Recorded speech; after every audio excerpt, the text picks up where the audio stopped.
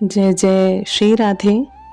साधकों, पिछले भाग के अंत में आपने सुना कि पूज्य श्री सेठ जी ने पूज्य भाई जी से अत्यंत प्रेम पूर्वक पूछा, तुम पढ़े थे तब क्या व्यवस्था हुई।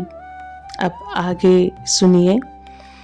इतना कहते ही पूज्य भाई जी के हृदय में भगवान के प्रति प्रेम का ऐसा ज्वार उमड़ा कि वे अचानक दोनों हाथ आगे बढ़ाकर श्री सेठ जी के दाहिने चरणों को पकड़कर बाहरी चेतना से रहित होकर भूमि पर गिर पड़े।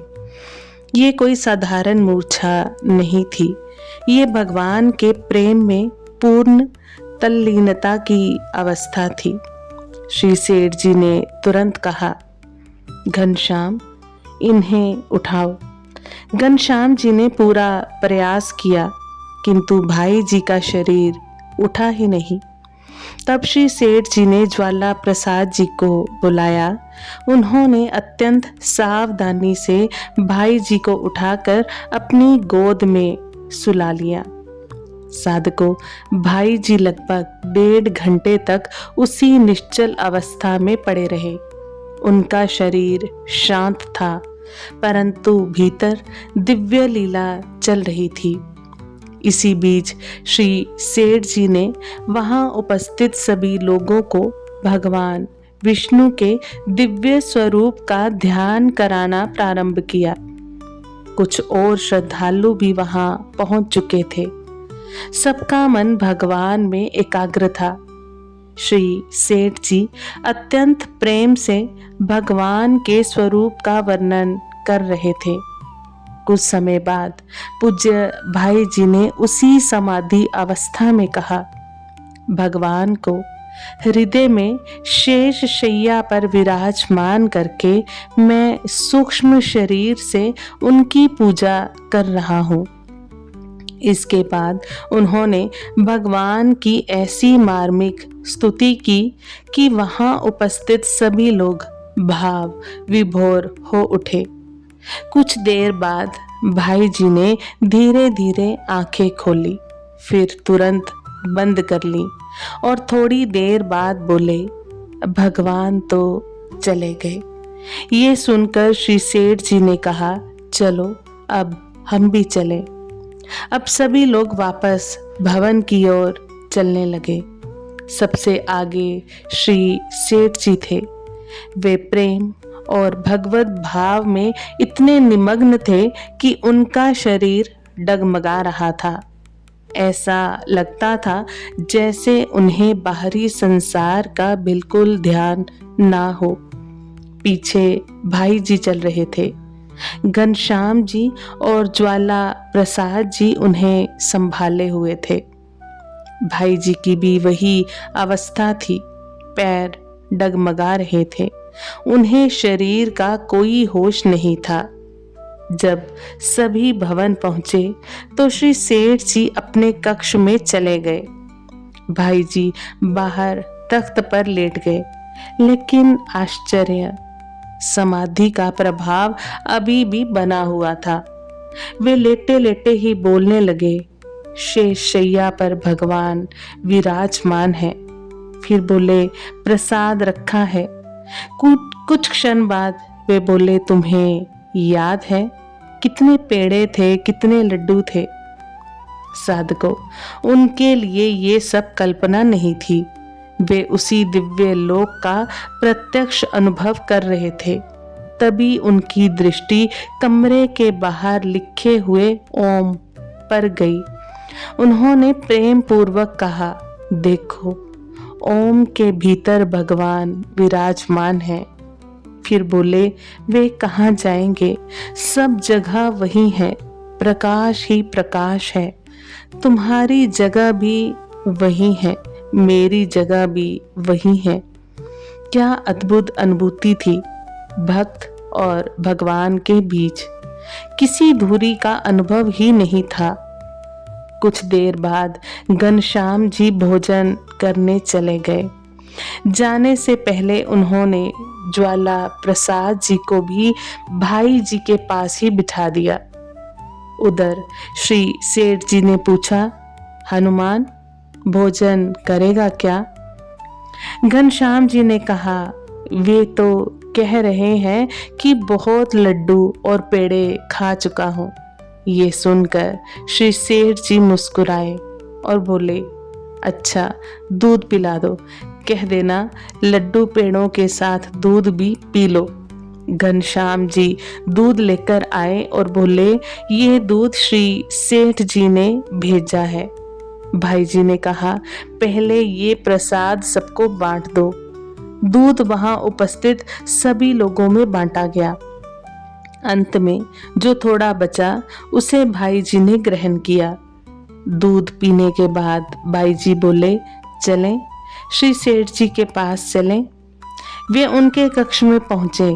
उसी समय श्री सेठ जी सामने से आते दिखाई दिए। लेकिन भाई जी को क्या दिखाई दिया? उन्होंने प्रेम से कहा, भगवान आ रहे हैं, और तुरंत उनके चरणों में दंडवत होकर गिर पड़े। साधकों, बाद में भाई जी स्वयं इस पूरे दिव्य अनुभव का रहस्य बताते हैं। वे कहते हैं, मेरे जीवन में भगवान के प्रत्यक्ष दर्शन की उत्कंठा कभी नहीं थी। हाँ, श्री सेठ जी से भगवान श्री राम के दर्शनों की चर्चा और ज्वाला प्रसाद जी से उनके प्रेम की बातें सुनकर मन में ये भाव अवश्य जागा कि भगवान की कृपा कैसी होती होगी।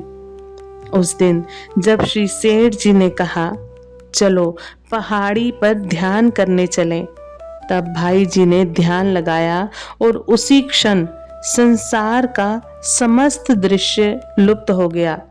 चारों ओर केवल दिव्य प्रकाश ही प्रकाश रह गया। जहां श्री सेठ जी बैठे थे उसी स्थान पर उन्हें भगवान श्री नारायण की चतुर्भुज दिव्य मूर्ति प्रत्यक्ष दिखाई देने लगी। भाई जी कहते हैं, मेरा आनंद शब्दों से परे था। मैं भगवान के स्वरूप का वर्णन करता रहा। फिर मेरे मन में भगवान के चरणों का स्पर्श करने की तीव्र इच्छा हुई। मैंने कई बार हाथ बढ़ाने का प्रयास किया, पर हाथ आगे नहीं बढ़े। फिर क्या हुआ? भाई जी बताते हैं, भगवान का आसन स्वयं मेरे निकट आ गया। मैं चरण स्पर्श करने ही वाला था कि भगवान अंतर ध्यान हो गए और उसी स्थान पर श्री सेठ जी दिखाई देने लगे। मैंने आश्चर्य से कहा, ये क्या हुआ? तब श्री सेठ जी बोले, मुझे प्रेरणा हुई कि मैं भगवान के स्वरूप का वर्णन करूं। भाई जी ने कहा, मैं वर्णन तो करूंगा, पर पहले भगवान के चरणों का स्पर्श अवश्य होना चाहिए। तब श्री सेठ जी ने अत्यंत गूढ़ वचन कहा, दर्शन होना तो सहज है, लेकिन चरणों का स्पर्श होना भगवान की इच्छा पर निर्भर है। इतना कहते ही फिर वही अनंत प्रकाश प्रकट हुआ। भगवान पुनः प्रकट हुए। इस बार भाई जी प्रेम से विह्वल होकर भगवान के दाहिने चरणों से लिपट गए, और तभी भगवान श्री नारायण ने अपने कर कमल भाई जी के मस्तक पर रख दिए। भाई जी कहते हैं, बाद में लोगों ने कहा कि मैं श्री जयदयाल जी के चरणों में पड़ा था, लेकिन मेरी दृष्टि में वहां केवल भगवान श्री नारायण ही थे। पूज्य श्री जयदयाल जी भी दिखाई नहीं दे रहे थे, केवल भगवान और भगवान ही थे। वे आगे कहते हैं, मैं बहुत देर तक भगवान के चरणों में पड़ा रहा और भगवान मेरे मस्तक पर हाथ रखे मुस्कुरा रहे थे। कुछ समय बाद भाई जी ने एक और अद्भुत दृश्य देखा। एक विलक्षण पुरुष भगवान की षोडशोपचार विधि से पूजा कर रहा था। फिर भगवान नारद, व्यास जी, सनत कुमार, हनुमान जी और अनेक दिव्य ऋषि वहां पधारे।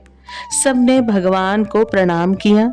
भगवान ने एक ऋषि बालक को आज्ञा दी, सबको प्रसाद बांट दो और उन्हें भी देना। भाई जी को भी वे दिव्य प्रसाद मिला। वे कहते हैं उस प्रसाद का स्वाद जीवन में कभी अनुभव नहीं किया था। कुछ समय बाद भगवान अंतर ध्यान हो गए। तभी बाहरी चेतना लौटी और मेरे मुख से निकला, भगवान तो चले गए। साधकों, ये कोई कल्पना नहीं बल्कि श्री भाई जी द्वारा स्वयं सुनाया गया उनका दिव्य अनुभव था। इस प्रसंग से हमें ये शिक्षा मिलती है कि भगवान की कृपा तर्क से नहीं, प्रेम से प्राप्त होती है। जब हृदय पूर्ण समर्पण से भर जाता है, तब भगवान अपने भक्त को ऐसा अनुभव करा देते हैं कि जिन्हें शब्दों में बांधना संभव नहीं। यदि इस दिव्य प्रसंग ने आपके हृदय को स्पर्श किया हो तो कमेंट में एक बार अवश्य लिखें, जय श्रीमन नारायण। आप सभी वैष्णव जन को श्री हरिवंशी श्री सद्गुरु देव भगवान की जय हो। जय जय श्री हरिवंश।